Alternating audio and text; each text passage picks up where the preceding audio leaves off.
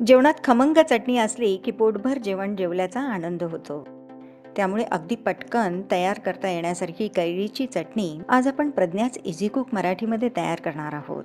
चला तर मग वेळ न घालवता तयार करूयात कैरीची चटणी. कैरीची चटणी करण्यासाठी इथे मी एक कैरी स्वच्छ धुवून पुसून घेतली आहे. आता या कैरीची आपण साल काढून या कैरीला आपल्याला किसून घ्यायचे आहे. एक मोठा कांदा मी चिरून घेतला. आता हा कांदा थोडासा तेलामध्ये परतून घ्यायचा. त्यासाठी एक जाड बुडाची कढई मी गॅसवर ठेवली आहे. आधी या कढईमध्ये आपल्याला 2 ते 3 चमचे तेल टाकून घ्यायचे आहे. तेल थोडे तापले आहे. यामध्ये लगेच अर्धा चमचा मोहरी सुद्धा टाकून घेऊयात. आता लगेच या फोडणीत पाव चमचा हिंग सुद्धा टाकून घेऊयात. एक मोठा कांदा मी चिरून घेतला होता. हा चिरलेला कांदा सुद्धा मी तेलाच्या फोडणीत टाकून घेते. कांदा थोडासा तांबूस रंगाचा होईपर्यंत आपल्याला हा कांदा परतून घ्यायचा आहे. त्यासाठी मधून मधून सारखे चमच्याने आपल्याला हलवायचे आहे. तोपर्यंत तुम्ही या व्हिडिओला अजून लाईक केलं नसेल तर लाईक करा.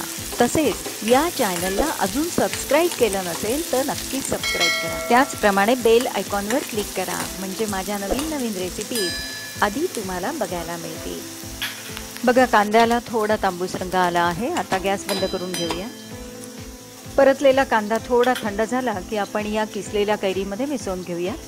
तोपर्यंत या किसलेल्या कैरीमध्ये आपण अर्धा चमचा हळद, त्याचप्रमाणे 1 ते 1.5 चमचा लाल तिखट, तिखटाचे प्रमाण हे तुम्ही तुमच्या आवडीनुसार कमी जास्त टाकू शकतात. चवेपुरता मीठ मी इथे छोटा 1.5 चमचा मीठ टाकून घेणार आहे. आता यावर हलकासा थंड झालेला परतलेला कांदा हा पण टाकून घ्यायचा आहे. आता थोडं चमच्याने लगेच हलवून घेते. पाऊण वाटी गूळ सुद्धा चिरलेला आपण यामध्ये टाकून घ्यायचा आहे.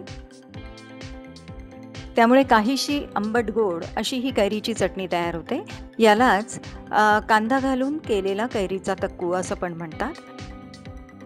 हा कैरी कांद्याचा तक्कू तुम्ही फ्रीजमध्ये 4 ते 5 दिवस ठेवून सुद्धा खाऊ शकतात. हा कांदा कैरीचा तक्कू तुम्ही ब्रेड बरोबर किंवा पोळी बरोबर खाऊ शकतात किंवा मुलांच्या डब्यामध्ये सुद्धा तुम्ही हा तक्कू पोळी बरोबर दिला तर मुलं अगदी आवडीने डबा संपवतील. त्यामुळे हा 1 ते 2 कैरीचा तक्कू तुम्ही घरी पटकन केला आणि खाल्ला तर खूपच छान लागतो. म्हणजे ताजा तक्कू तर अगदी छानच लागतो. बघा लगेच खाण्यास रेडी झालेला आपला कांदा कैरीचा तक्कू मी आता सर्विंग बाउलमध्ये काढून घेते. तुम्हाला आजची कांदा कैरीचा तक्कूची रेसिपी आवडली असेल तर लाईक करा, शेअर करा. तसेच अजून तुम्ही या चॅनलला सबस्क्राईब केलं नसेल तर सबस्क्राईब करा.